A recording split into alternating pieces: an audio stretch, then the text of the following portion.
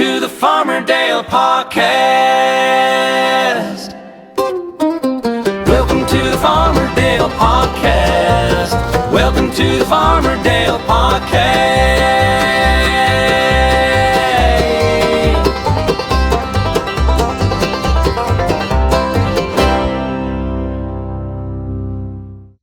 Well, hey, everybody. Welcome to the Farmerdale Podcast, and I think this is episode number 7. I've got a very, very special guest today.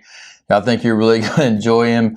I've been friends with him for a long time, so hey, I think we're just going to jump right on into it. So let's get after it today. Hope y'all enjoy episode number 7. All righty. Well, I told you I had an awesome, just fantastic special guest today who risked his life to get here, by the way, because getting on Braden Road was a little slippery. Just a little bit. Not bad. Not bad.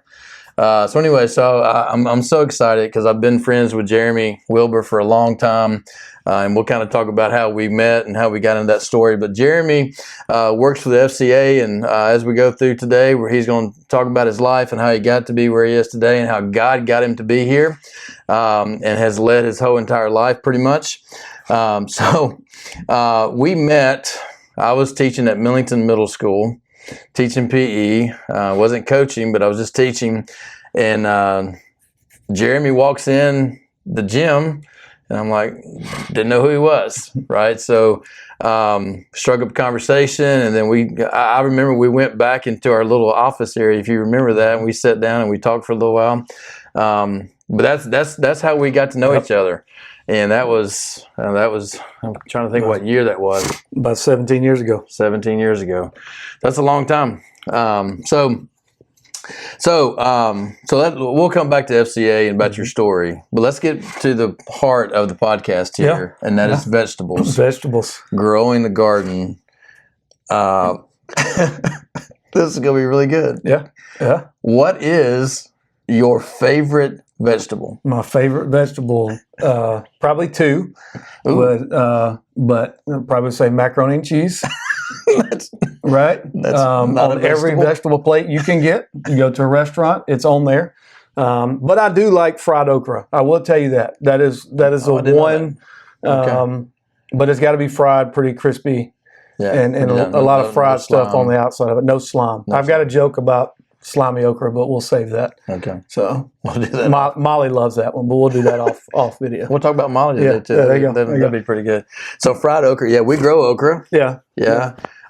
Your kids actually love vegetables. They actually eat vegetables, salads. They eat all those things. Yeah. Yes. And your wife most definitely does. My wife definitely does. Me, on the other hand, I'm working on it. Like I said, mac and cheese, corn. I do corn. Okay. But that's about it. Green beans, but they got to be out of a can. So that's kind of... That's what Jenny is. Jenny will only eat green beans out of a can, and our daughter goes, that's not really green beans. Correct. Casey tells me the same thing, but that's about the only way I will eat them. So, and they actually have to be the French cut. They can't be the bigger green beans. So. Oh, really? Yeah. Yeah. Yeah, Jenny will eat either green bean, I think. No. We eat them all the time, and we talked about that on a previous podcast with Jenny. Was we didn't really like, we'd grown green beans, but we didn't like the fresh green bean. Yeah. Whether I didn't cook them right, or I don't know what it was. But out of a can, though, we'll eat those all day. Yeah. So back to the corn. Yeah. Corn on the cob or cream corn. So I do love cream corn. Okay. Like cream corn is but I'll eat corn on the cob.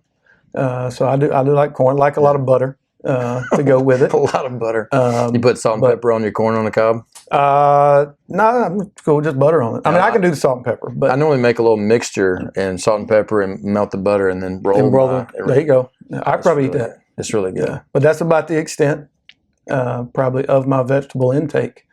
So yeah. So what would be your go-to food?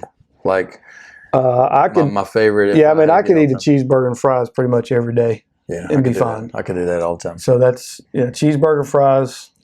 I eat a lot of pizza, chicken tenders. What type of pizza would just cheese? No, meat lovers. Okay. Yeah. So I like the meat. Yeah. But if it does have a vegetable on there, I will pick it off or pass on it. But I'm trying to eat more protein. I'm getting older, right? So they tell me I'm supposed to have more protein. Yeah. So I'm trying to eat more protein. I feel like I ate a lot of protein, but I also eat tons of carbs, but that's okay. Yeah, So, I love some carbs too. we're working on it. Because I love Baby steps. I maybe. love potatoes. So Love potatoes. yeah, I can eat potatoes in any that's my. I guess form or that's. fashion. Is that a vegetable? Yes. There we go. So there you go. Yes, it is. And when I was a little kid, I used to go out with family. We'd go out to eat, and you would get your meat, but then you get like 3 or 4 sides with whatever meat you had. That's different now. But I would get French fries, mashed potatoes, a baked potato, and what other potato they had. I do the exact same thing. Ask Casey. I always get baked potato and fries.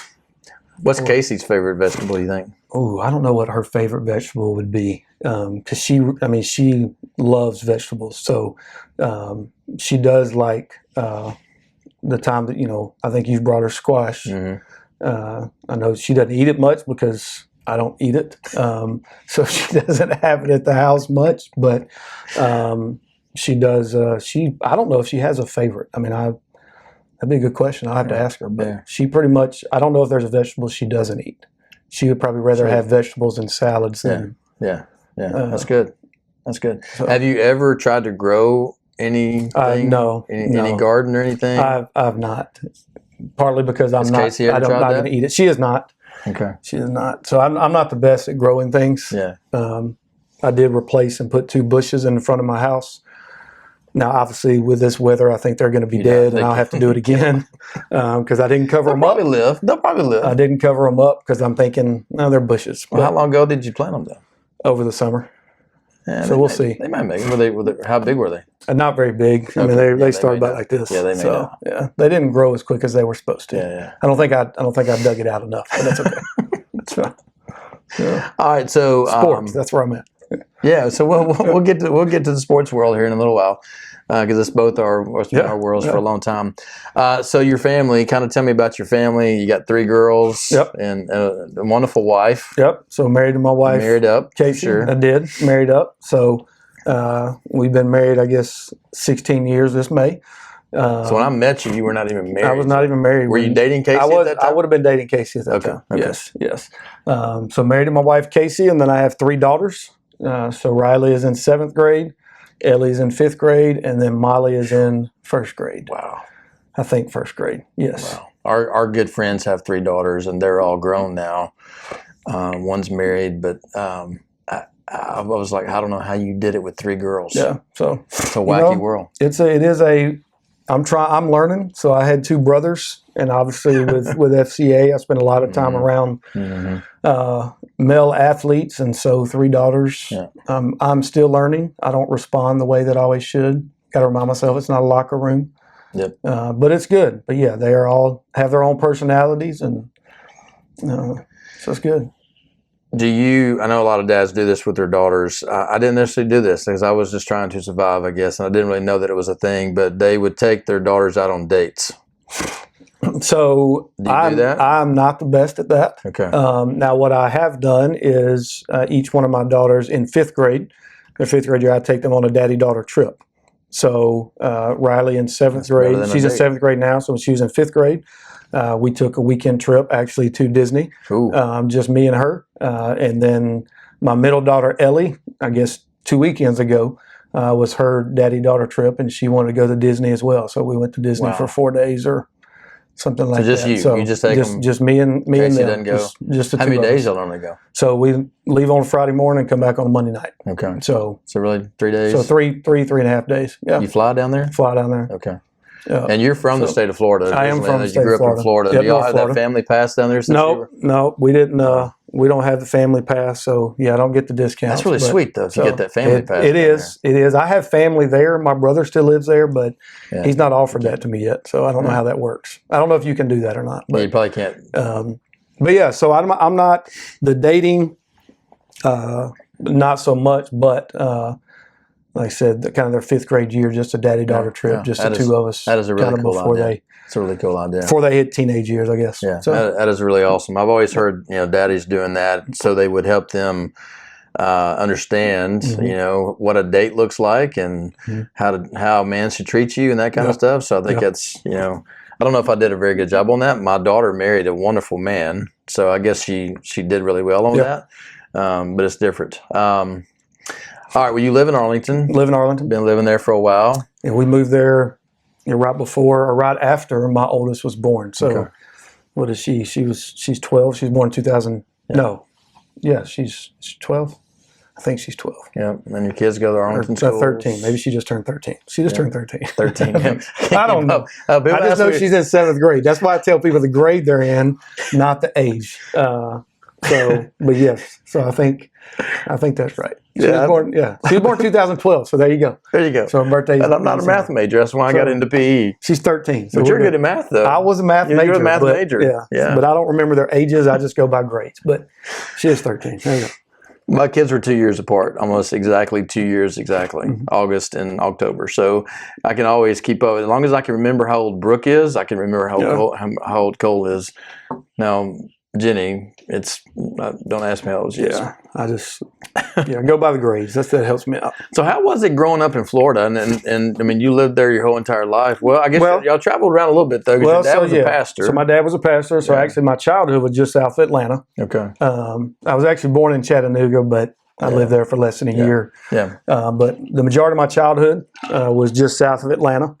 And then we moved to just north of Jacksonville, Florida, my 6th grade year. Okay. And so then I lived there all of teenage years, college years, and then after college, moved up to Memphis. And where'd you go to college? So I went to Jacksonville University, the Mighty Dolphins. Yep, the Mighty Dolphins. So, But you're really a Florida State fan. I am a Florida State fan. I was a Florida State fan before I even moved to Florida, when I still lived in Georgia. So kind of like me. I mean, I've been an Alabama fan my whole entire life, but part of it was timing, right? I mean, me being in 1990, right, when Florida State kind of had that run in the 90s, I was 7, so from 7 to 17, that was kind of there. So, and we thought they were going to be awesome this year. They came out and beat Alabama off the bat. Hey, it's like, oops. One claim, yeah. So we won't talk about Florida State football right now, but that's okay. Did you meet Mike Norville while he was here? I did not. Okay. No, we didn't have anything with them. So, I mean, I did meet Bobby Bowden. Very funny story, but. I heard him speak one time at the Highland 100. Is that what they call it? Mm-hmm. I heard him speak one time at the Highland 100, and he was really, really good. So. I met him twice, and both of them were very awkward interactions, but it's okay. On me, not on him. But, I was kind of starstruck. He looked like one of those people that you would have to really sit down to talk to, right? Just a passing conversation probably wasn't going to work with him. Yeah. But he looked to be pretty cool. Yeah. All right. So kids, family, your church life here in Memphis. Mm-hmm. Where do you go to church? So I attend Bellevue. Okay. So when I actually moved here from Florida, when I moved here to get my master's in seminary, I actually served on staff at Bellevue in the college ministry. I was an intern. Is what they were called at the time in the college ministry there. Okay. And just have been there ever since. Came out when Bellevue Arlington was out in Arlington. Yep. Came out to kind of help start that and was there, and then just went back to the main campus. Was Jay Stevenson on staff when you got there? Did he come after you? No, so Jay came after me. Jay came after you? Yeah, Jay came after me. Okay. Yeah. So Jay came after me. But yeah, so that's where we attend, lead life group and things there. So y'all lead your own life group. Yeah, we lead they still call us Young Married. Young Married. Yeah. So we have life group there that actually is kind of unique we have one couple that's in the early 20s, and we have another that's right at 50. So it's kind of unique. Yeah. More of a catch-all. Now that we're at Manor, Manor's is a startup, right? Mm-hmm. So they're having what they call community groups, and they have those on Sundays right after the service. So you pretty much do the sermon and then talk about the sermon. Mm-hmm. They've got one in the middle of the week too that you can attend. But I love our community group because it's not that way. I would consider me right at the top of the old guys. We got another older couple in that in that couple or in that group, and then we got some people that's got young kids, and we got some people that don't have kids. I mean, it's a really hodgepodge of people, and I really love that because we get so many different perspectives. Yep. So many different perspectives. We have some great conversations. So, so you get to Memphis. Get to Memphis. You went to seminary. Went to seminary. we're going to talk a lot about FCA. But let's talk about how you got into FCA when you got here. Yeah, so obviously I knew about FCA when I was in high school. I was actually FCA Athlete of the Year at my high school. In Florida. Athlete of the Year? Yep. So you luck up sometimes.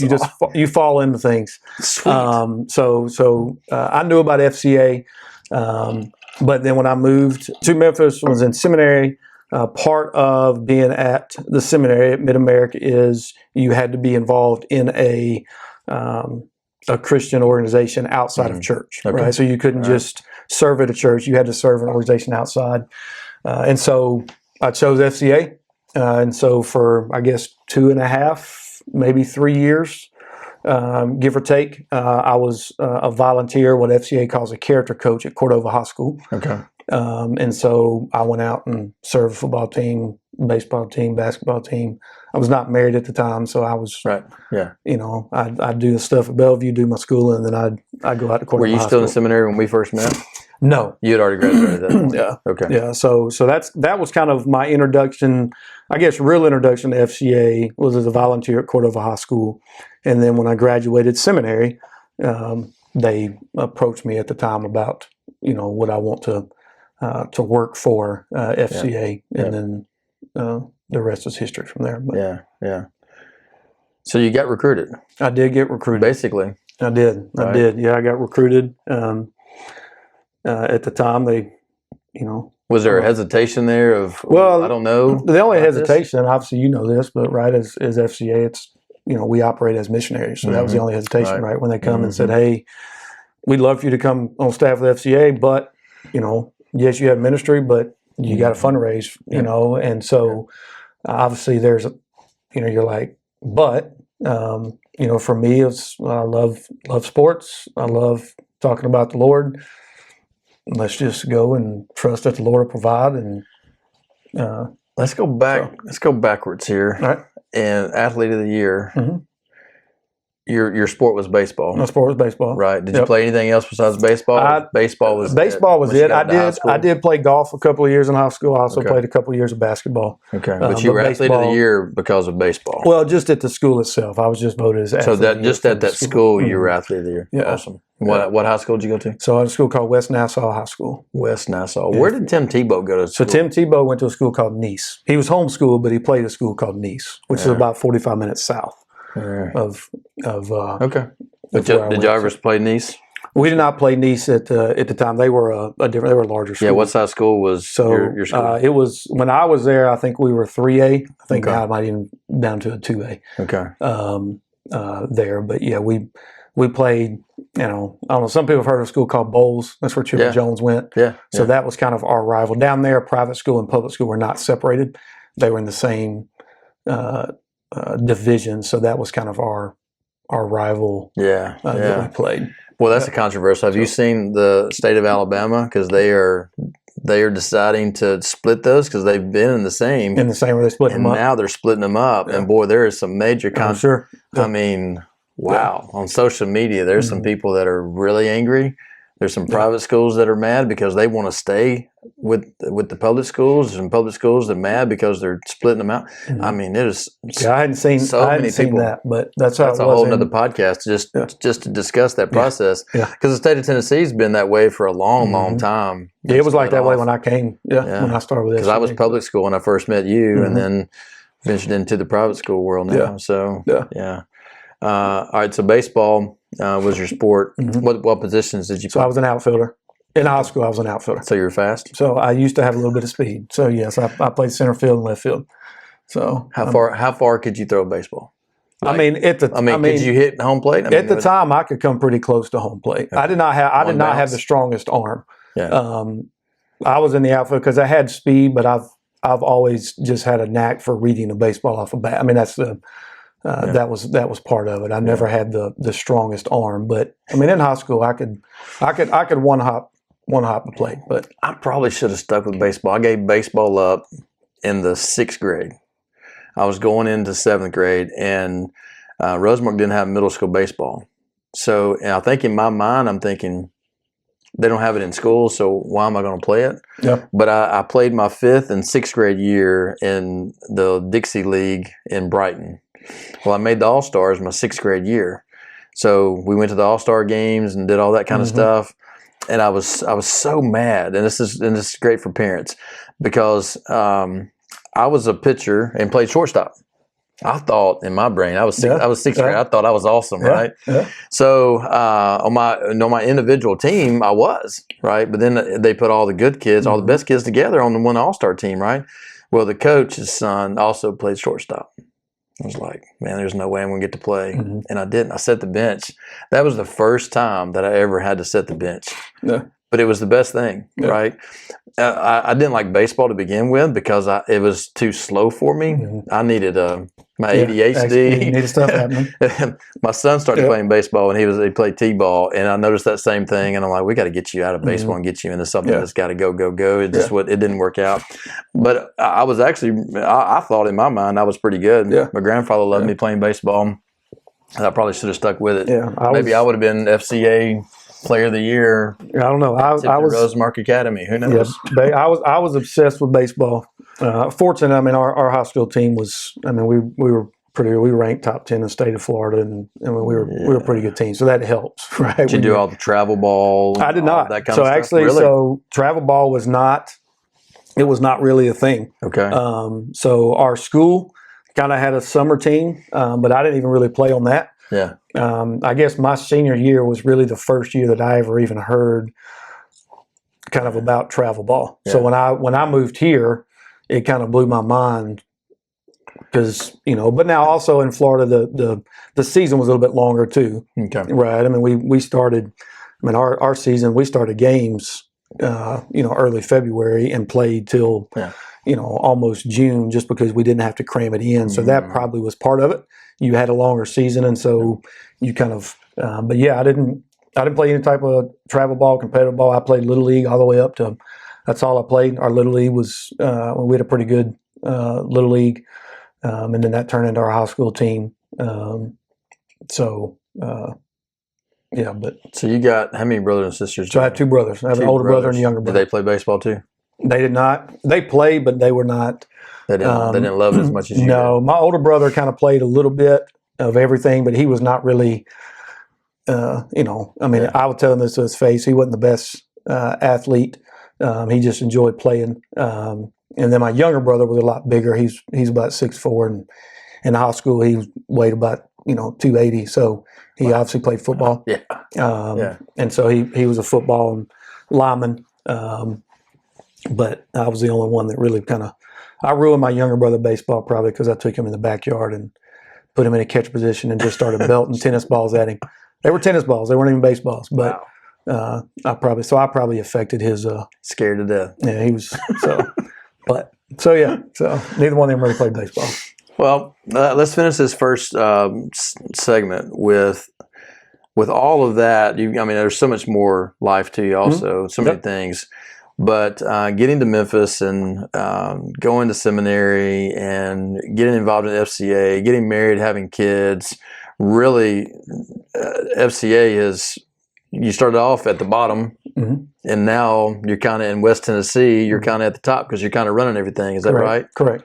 Yeah. So we'll get into that in the second segment, but let's talk about what are your thoughts about how you allowed God to just lead your life, or did you direct any of that? Because I know in my story that I shared with Jenny was that we stared a little bit, and he was like, slapped us a couple of times and like, no, that's not where I want you to be. So tell me how your thoughts about how God's really directed your life. Yeah, well, to go back before I even moved here to Memphis, I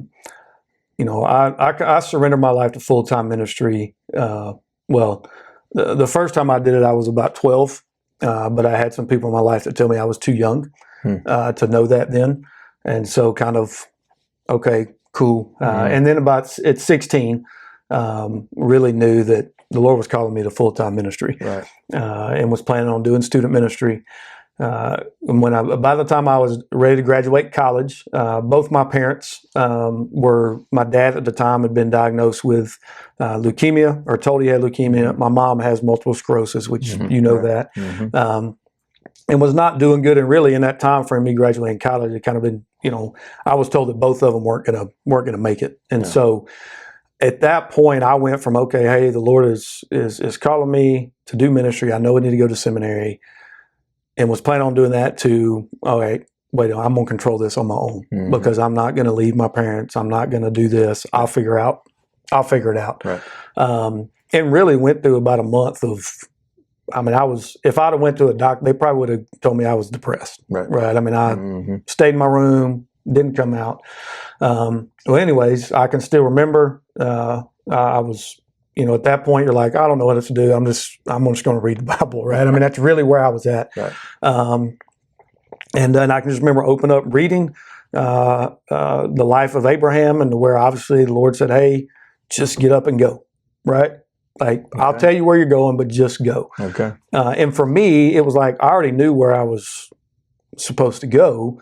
But at that moment, I'm like, all right, Jeremy, like, just go, right? Like, look at what happened when Abraham just went. Look at how the Lord provided. Just go, right? Even when, right, taking Isaac up, like, just go, just obey. And so I can remember I went and told my parents, I said, I know this is crazy, and I gave them a date. If I'm not mistaken, I think it was February 24th. It was either 23rd or 24th. I said, I'm moving to Memphis. I didn't know where I was going to live. I didn't have a job. I just knew I was going to Memphis because I was going to enroll at Mid-America Seminary, right? And so, at that point, so there was kind of, all right, I got to figure out how to get through this, to where finally it was like that release of like, all right, I'm just going to do it. And the way the Lord kind of worked things out is, I worked at a time at Foot Locker in Memphis, at a World Foot Locker. Well, at the time they realized, okay, hey, there's a Foot Locker. I can so see you selling shoes. There's a Foot Locker at Riley Springs Mall. Yeah. Right. I didn't know anything about. We're just not there anymore. Right. It's not even there anymore. But I just knew. So the manager at the store in Jacksonville called the manager of the store, Riley Springs Mall. I never talked to him. He hired me over the phone with other managers, never talked to him. So I'm like, all right, Lord, like, okay, that's, thanks. Right. Thanks for opening the door. Open a door there. My cousin allowed me to move in with him. And so still, and then really when it hit is, as you said, I have a math degree. I'm a true math nerd. And so I'm not. I was tutoring, or I found out an opportunity to tutor. And so I went and visited this facility, and she was meeting with me, and she looked at me and she kind of started crying. And I'm like, why are you crying? And she said, well, she said, I've been praying for a month that the Lord would send me a male with a math degree. Oh, no. And I'm thinking, well, I'm a male. I have a math degree. But then on top of that, that day was a month to the day that I'd moved up here. Wow. And so at that point, it was like, all right, Lord. Now, does that mean there's going to be times that I've not still? Yeah. But at that moment, that was kind of that time of my life, really for the first time that I'm like, man, Lord, like, why can't I just completely surrender? And right? Yeah. And then very quickly on, my dad the doctor told him he didn't have leukemia. My mom's health got better. And, it was kind of like the Lord used those things. But yeah, so for me, that's kind of really when it was the first time I can truly say, I'm like, all right, Lord, I've tried to do this, and I'm depressed, I'm losing weight, I'm mad, I'm not who I once was. Right. And to see him kind of work things in place it still kind of gives me a little bit of a emotional thing. It's crazy how if we just allow God to work everything out for us, life can be really good. But man, we fight it so hard because we want, our ambition and our especially as a man, for me, I wanted to take care of my family, and I thought this was where I'm supposed to be, and I was supposed to be doing this, and God was like, no. And we talked to in the podcast with Jenny about us moving to Daphne, Alabama that year, and that was after I met you. We moved to Daphne, and it was my idea. It wasn't anything God had intended for me to do, but He allowed that to happen, and I wouldn't be here today and wouldn't be at Woodland and doing what I'm doing at Woodland if it would not have been for that. So, well, and I can but we're going to talk about FCA, but I can, that alone is one of the things that helps me in the FCA world continue to be able to have the faith that I do that the Lord will provide. So, that's awesome. All right, before we get out of this segment, how did you and Casey meet? So me and Casey actually met us too. So she also worked at Bellevue. Okay. But so we knew each other then, but there's 6 years difference between us. Oh, wow. Okay. And so at the time I first met her, she's younger than she's you. 6 years younger. So the time I first met her, she was in high school, Ooh. right? And I was working on my master's. Oh, no. So it was like, hey, just know her. But as years went on, me and her brother-in-law and a bunch of guys, we started hanging out every Saturday during college football. We watched football all day. We played wiffle ball during the breaks. Yep. Well, since her brother-in-law was over there, her sister was over there, so then she was over there. So that's really where we started to really get to know each other. She robbing the cradle. So I was robbing the cradle. Yeah. Wow. I robbed the cradle there. But yeah, it's always interesting. I'm so interested in how people get together and how they meet, and just, I mean, it's just crazy. Some crazy stories. Yeah. So knew each other was really through just hanging out with her brother-in-law and kind of interacting that way. Yeah, and her brother-in-law is a preacher. He is. He's really good. He's really good. Maybe we'll talk about him at some point. Yep. All right, well, let's take a break. All right. And then after that, we'll come back and really dive into what Jeremy's doing with the FCA right now. Yep. We'll be right back. Today's episode is brought to you by Dewey Dillard with Groome and Company. He's a real estate agent. He has many, many years, 33 years exactly, of experience in the real estate world. He has a passion to help people, and real estate fills that need. Buying and selling your home can be very stressful and involves so many decisions, financial decisions. Where am I going to live? Where do I want to live? How big of a house do I want to buy? That can be very stressful. Dewey is going to help you out with that. He loves helping young couples and families buy their first home. That's right. I remember my first home. Loved it. Wished I still had it. But hey, Dewey Dillard, you need to call him today at 901-218-1958. Groome & Company has over 300 5-star reviews. If you want to buy or sell a house today, you need to call Dewey Dillard, 901-218-1958. Call Dewey today. All right, welcome back to the Farmerdale podcast. We've already talked about gardening. We've talked about Jeremy's life, a little bit about his family and all that kind of stuff. We talked a little bit about FCA, so we're going to talk a little bit deeper about the FCA. We had FCA when I was in high school, but it's not what it was now. What it was, or what it is, it's not. Anyway, it's not. It wasn't what it is now. And when I met Jeremy, we tried to start something at Millington. It was so rough trying to get it off the ground. In middle schools, we're going to talk a little bit about that too, about the different ages and that kind of stuff.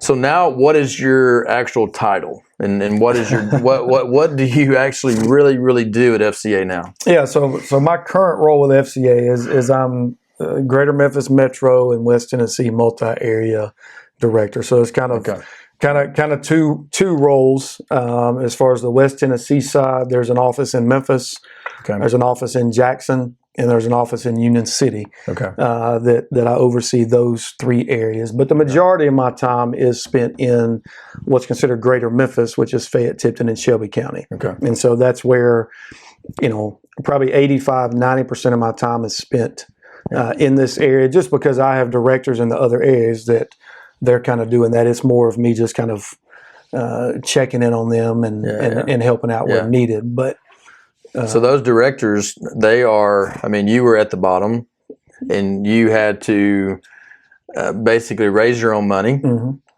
so you could fund yourself. That's got to be extremely hard starting out. How do y'all train those people starting out to give them the ability to go out and do that? Yeah, so when I first started, right, FCA, you kind of start as an area rep.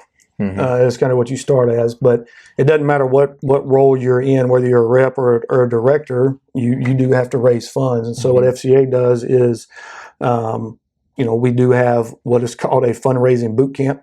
So anybody that comes on staff with FCA, they did not have that when I first came on staff. I was 7 years into staff before I think I even went to that. But now we have that. There's a training that they do that kind of helps them navigate.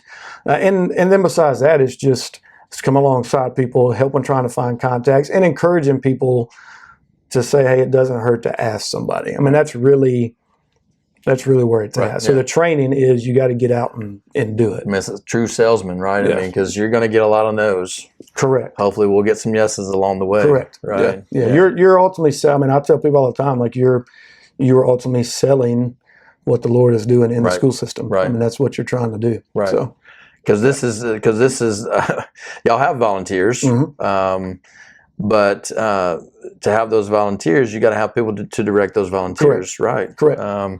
Yeah. So I know y'all do. Right now, it's probably a pretty slow time for It you. is. January, February are probably our slowest time of the year.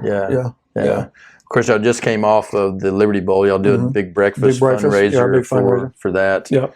Y'all been doing that for a long time. Who spoke this year? So this year, Chan Gailey, Coach Chan Gailey. Professional. He coached NFL, coached college. Yeah. I think he coached 35, 40 years, I think it was. But he was our speaker this year. Yeah. Is that a difficult thing to go out and try to find the best speakers? It is just because one, there's a cost, right? Two, it's the time of year that we do our breakfast, right? We do it in between Christmas and New Year's. So that's probably the hardest thing we have is finding somebody who has the flexibility to either get away from their family or is willing to come, and so that's kind of that's probably the hard part. Yeah. And then with us being connected to Liberty Bowl, which understand we have to find somebody in the football world. Right. So they have to be, former college professional football coach. So that kind of dwindles your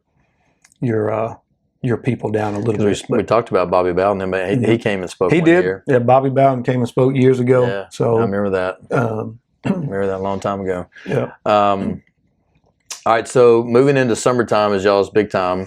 Yeah, so March is kind of when it starts, but yeah, summer's our biggest. We do a big intercity tournament, baseball tournament in March. So that's kind of where our efforts are now. Yeah. And then once that's over, we have another event in April that we just celebrate what the Lord's done during the school year.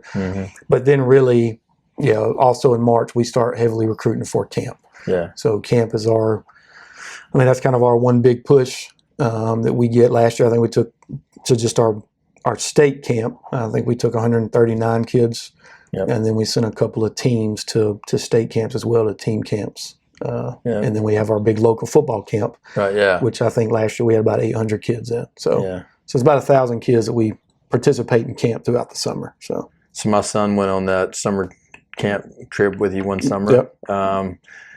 He was in a really weird spot when he did that, and then he came back, and I think he was walking a pretty straight line for Christ, and then ended up doing some stupid stuff, like most teenagers.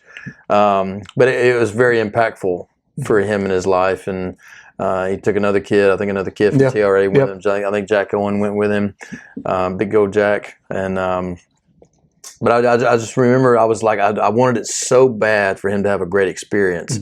When they get to camp, what does camp look like? Yeah, so I mean, camp is it's because it's an away camp. It is an away camp. So now we go to Bethel, but over the years we've been at a school called Johnson University. Before that, we went to Black Mountain, North Carolina, to one of the Blue Ridge Assembly. I don't even know where Cole went. Camps. Yeah, I can't remember which one Cole went to. But I mean, what we try to do at the camp is, because it's really a mixture of kids, right? We have a leadership track, and then we have just an athlete track. From our area, the majority of the kids that we take are inner city kids in Memphis, because they don't have a church camp to go to, because we go during dead period, which is when a lot of churches take camps as well, or families take vacation. So the majority of our kids are inner city kids, but across the state, they're kids from all different backgrounds. So very quickly when they get to camp, we try to do everything we can to kind of tear down any stereotypes, anything like that, and say, hey, we're all a bunch of people who live in the state of Tennessee just to come and hang out. And so when they get to camp, it's very high energy. We have college athletes that come and are kind of our huddle leaders, our small group leaders for the week. So they first get there and they might meet, Johnny that plays college football at Vandy or UT Chad or UT, or, there's been some years we've had guys that, they haven't quite reported to camp for NFL. And so they're there to, they're still that early 20s. And so that kind of that breaks down some barriers. But it's very high energy, a lot of competition, because that's kind of their, right. They thrive in that. But then we also have your typical worship service that you have. But even those look a little somewhat different, just because you've got your country kid from a very, very You got Cold Chrissy country coming area, into the or city, you've got inner city kids. But yeah, it's very high energy, kind of a lot of moving parts, but also providing enough free time to where they don't feel like you're dictating their whole schedule. Right. And I mean, we're still learning, but even last year we try to take the cell phones away, which you get pushback from, but we did that last year and did a late night event to where we did a dunk contest and a 3-point shoot, and the kids loved it. They didn't even ask for their phones, right? Just because they got to be kids, right? I mean, that's really what we try to do, is get them there and let them be kids, right, and love on them while they're doing it. Yeah, and meeting other kids across the United States and across the state of Tennessee for their Alls camp. Yeah. It's huge, right? Yep. I think a lot of kids get so. I live in my own little world, right? And I do that still as an adult. I live here in Braden, Tennessee, and I don't know what's going on outside the world. And allowing these kids to really see that, boy, there's other people in the state of Tennessee that believe in God and they're on fire for Christ, and being able to see that. I mean, just as in youth group trips from church groups. Yeah. I mean, you go on these big conferences and you're on fire, right? Yeah. And then you come back and it's like, man, I'm back in my own world, though. Right. That's got to be a difficult part on some of those inner city kids. Oh yeah, for sure. I mean, that's probably our hardest thing. So how do y'all keep that? Try to stay in those kids' lives. Yeah. So used to we just kind of went out and got kids wherever. Okay. We're more specific. We don't invite kids to go to camp unless we know we have ministry at their school when they come back, right? Okay. So we don't have enough staff, volunteers to do one-on-one discipleship with every kid that went to camp, right? I mean, I told you we had 139 kids that went to camp. But what we do know is, of those 139 kids, when they get back, they're going to have some, FCA is going to be involved either with their team and sharing with their team each week, or they might have an FCA club that meets at their school that they're going to be a part of, or there might be, some of them do actually participate in more of a smaller group Bible study at their school. But we've kind of shifted, instead of just inviting whoever, we only invite kids at schools that we know they're going to have some interaction with us throughout the remainder of the year. And we're still working on that. We're still trying to navigate. Yeah. How do you do that? Because, you come back and like, hey, we're going to get these 139 kids together once a month. Well, that sounds good, but when 115 of them have no transportation, it doesn't work, right? So you got to kind of figure out. So that's what we do, is we go to teams to where we either have a volunteer or us or staff are speaking to on a regular basis. So we know when they get back from camp, like a lot of our kids, we have, last year, I think we had 30 or 40 that actually are baseball guys, but they played in our inner city baseball tournament, and part of them playing in that tournament is their coach gives us as FCA full access to their team during the season. Yeah. So for those kids, we're around them, and then when they go to camp, it's kind of, and then a lot of those kids in inner city, they then turn around and play football. Yeah. So then when they get back to school, now they see us coming around their football team. Yeah. So and as a parent, it's so valuable to have other people pour into your kid. Right? Mm-hmm. You could be the greatest parent and the best Christian, or go to church ever and get them in youth group and all that, but it's invaluable to have somebody else, especially as a young boy, having another grown man that believes in Christ that's going to speak into that child and truly take an interest in that kid. And I think that's where y'all's volunteers come in big time with that. Correct. Too. Mm-hmm. On football teams and basketball teams and that kind of stuff. It's just not that I wanted somebody else to just take care of Cole and you got him, right? Yeah. But it's I can't put a price tag on that, right? And FCA really has played a big part in that for thousands and thousands of kids, right? Yeah. So here in Memphis, I would say probably you're trying to, I know this just from past experiences, your biggest challenge probably is getting into that school. Finding a coach that is going to be on fire for Christ and really believe in the FCA. And once you do that, you can really start making things Yeah, happen. I mean, that's the hardest thing, and it's, we have some coaches that aren't believers, but they're just grateful to have somebody around their program. Right. Similar to what you said, hey, anytime we can have somebody else pouring into our kids. But yeah, I mean, the hardest thing is because once you can find a coach who's a believer and they get it, then your access changes. Right. Right. So now instead of me going out or volunteers going out and getting 5 minutes to share and be done, now all of a sudden we're getting, hey, you can have 15, 20 minutes if you want. And, oh, yeah, you can come hang out on the sideline, or you can hang out in the dugout, or you can, we've had in the past, we try not to sit on the bench at basketball games just because that does sometimes create some issues. If you're down there coaching, that's a problem. Right. But that's when you have a coach who's a believer, then they're like, hey, man, we want you around as much as you can. And then that also helps with administration, right? Because the more that you're there and the coaches are advocating for you, then the administration, even if they're like, I don't know if this is, but all of our coaches or this coach who is a successful coach or one of our better coaches, he loves FCA. So, so yeah, that's really what we try to navigate is where can we find a coach or an athletic director? Right. Because same thing, if you can find an athletic director, then naturally, the athletic director can't tell the other coaches, but they can suggest to the other coaches, hey, this is something we want. Right. And we've seen that in some of our, especially with the municipal school systems, we've been able to see some of the municipal athletic directors that have helped us get into the schools because it's kind of almost been suggested, hey, this is something that you need to be a part of. Yeah. So. And the middle school level, which I'm in now, that is probably the most difficult level because, even at Woodland with us, they get chapel, they get Bible classes, and then FCA we only do it once a month, and we only bring in just a speaker to do different things. But I wouldn't say that we're doing a true huddle group. Right. But it is. I think for Woodland, it's a stepping stone into high school, wherever they go to high school. Have you found that middle schools are more difficult than high schools? Yeah, middle schools for the most part, we don't. One, because I'll be honest with you, it takes a different person to minister to middle schoolers. It just does. Not everybody's wired that way. Right. So really, middle schools is what you said, right? Whether it's Arlington Middle School, Kyra Middle School, Woodland Pres, it's really what we try to do. Like your Kyra and Arlington Middle School, they meet every Wednesday morning. And those are rocking out from everything I see on Facebook. They're both rocking it out. Yeah, they'll have, Kyra Middle School will have about 125 or so. Yeah, that's great. Arlington's about 100. But it's a huddle in the fact that it's a safe space for them to come.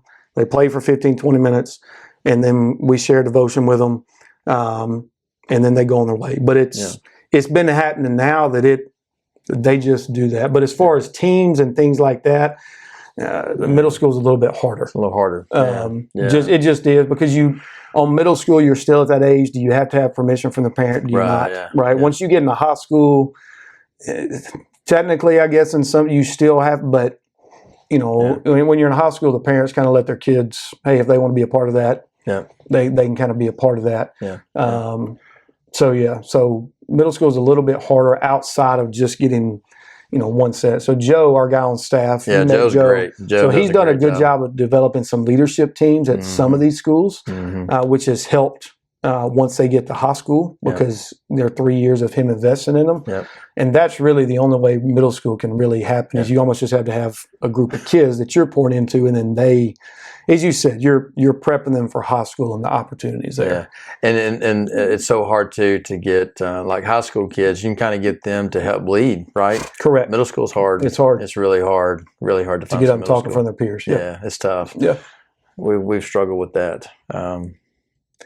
Well, I know there's so much more, and I don't even think we talked about what FCA stands for. Yeah, well, we keep saying FCA. We do, So obviously, Fellowship of Christian Athletes, right? And I will say this, right? Should have started out with that. It's all good. It's all good. But we just talked about what we do, but it's right. Our mission is to lead every coach and athlete into a growing relationship with Jesus Christ, right? And so, that our staff, that's what we do on a daily basis is reach out to coaches. And see how can we get on the campus to love on their kids. Yep. And, I've realized I start my 19th year with FCA in April. So almost wrapping up 18 years. Yeah. And it's crazy to think that, that goes back to the faith thing, that the Lord has provided, resources for 18 years of this. I'd have never, to be honest with you, I kind of feel like FCA was going to be about a 5-year plan and then, back into church ministry or coaching. Right. I'll be honest with you. It's like, hey, one or the other. Teaching math. Or teaching math. I can't teach math nowadays. They teach it weird. But that's a whole nother podcast. That's a whole nother, that is a whole nother education. That's a whole nother podcast. But yeah, I mean, that's, FCA in a nutshell is, I tell people we're salesmen for Christ on the campuses.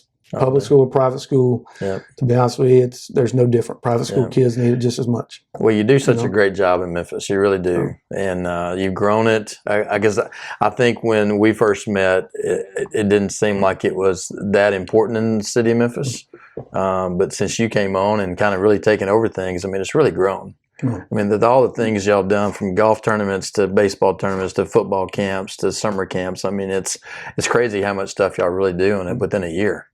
So it's crazy. Lord's been good. Yeah, for sure. How can we support you? How can we fulfill needs that you have? Yeah. So anybody that's listening, what can they do? Yeah. I mean, for FCA, there's we always say pray, give, go. Right. Obviously, everybody can hopefully pray for continued open doors. I mean, we are. I encourage my staff, right? I mean, every day, like they could any minute say we can't be allowed in the school system, right? So continue prayer for open doors, prayer for safety. I mean, some of our staff go into some areas that a lot of people don't go into, right? And so they're still trying to go and do ministry. And then, the give piece, as you said, every one of our staff, everything that we do, we raise the funds, right? So from our staff has to raise their own funds from their salaries, from anything like that. If we want to give out Bibles, we have to raise that. Send kids to camp, we raise that. All the events that we put on, all that has to be raised in order to do that. So obviously one way, and y'all are gracious and faithful to do that, but is to sign up and partner with us financially, whether that's monthly, whether that's a one-time gift. Obviously monthly helps us budget a little bit better with what we're going to be able to do. And then the other thing is go, and that's just being a volunteer. As you said, we in the greater Memphis area, there's 13 staff, but if you even take the other 2 areas, I think we're at 22 staff for all of West Tennessee. So that's literally all the way to the river. And so when you think about the number of schools, there's no way to do everything. I mean, even in greater Memphis area, there's roughly around 170-ish schools, middle, high school, college, because we have ministry at University of Memphis as well. We didn't talk about that. We didn't talk about So we've got University of Memphis we went from about 6 kids 2 years ago to now we have about 100 kids showing up. But all those things. So we also need people to come alongside and be what we call character coaches.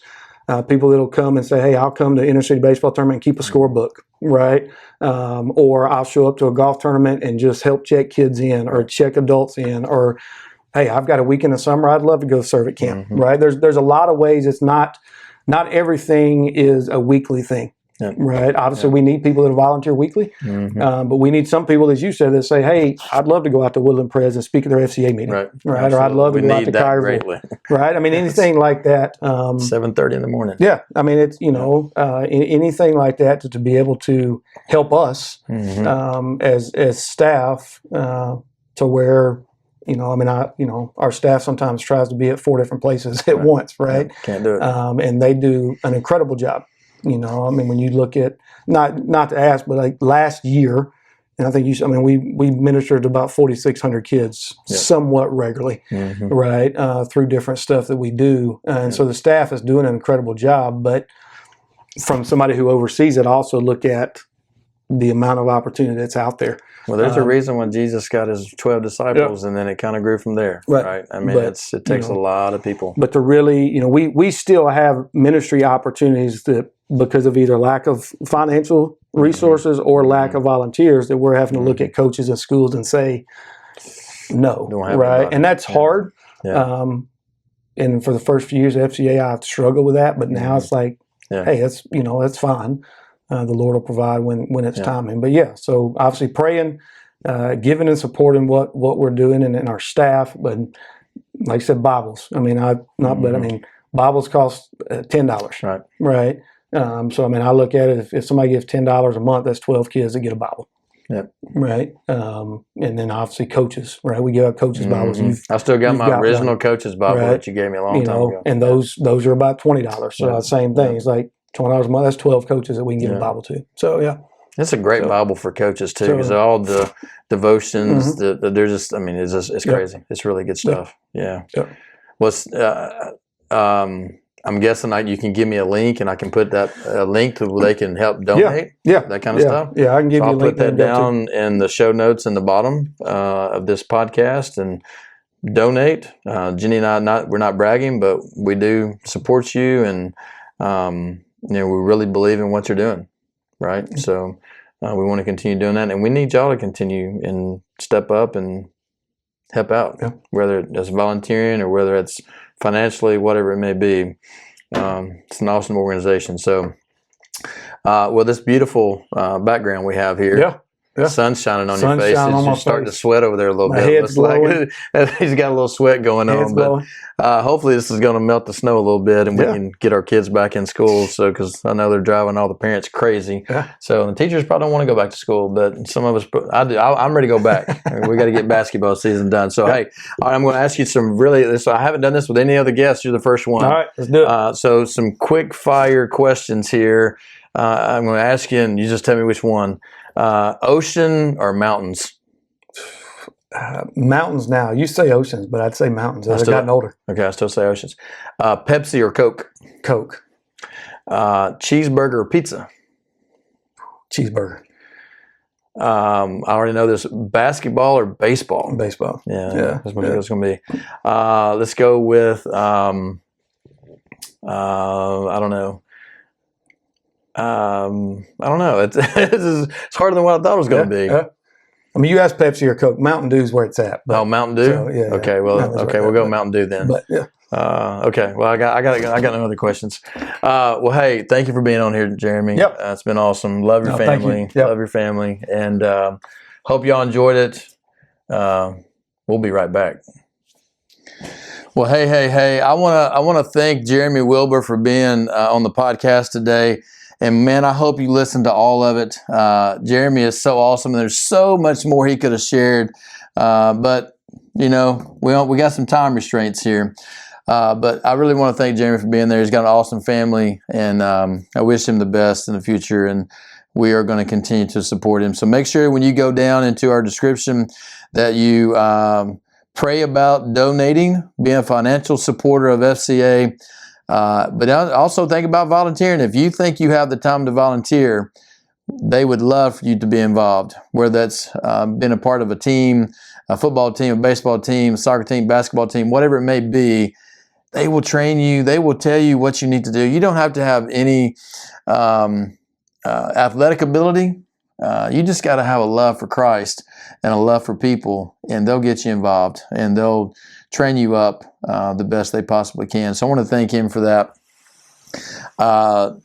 That's right. I'm going to move my, there we go. So, hey, I hope y'all enjoyed it. Until next time, hopefully the snow is going to melt and we can get back to school and get our kids back rocking again. So if you have tomorrow off on Monday, you might as well just go ahead and listen to the podcast and check out the FCA, Fellowship of Christian Athletes. Last thing is this, Farmerdale merch store, it's open. You better get you a sweatshirt, better get you a hat. I ordered mine last Tuesday, and it's probably being delayed because of the snow, but mine are coming. I got me some hats. I got me some sweatshirts. Hopefully, maybe I'll have it by next week on the podcast. But hey, thank y'all for being with us and supporting us. Make sure that you help out Dewey Dillard if you're trying to buy or sell a house. Check him out. He'll do you up right. Until next time, Farmerdale.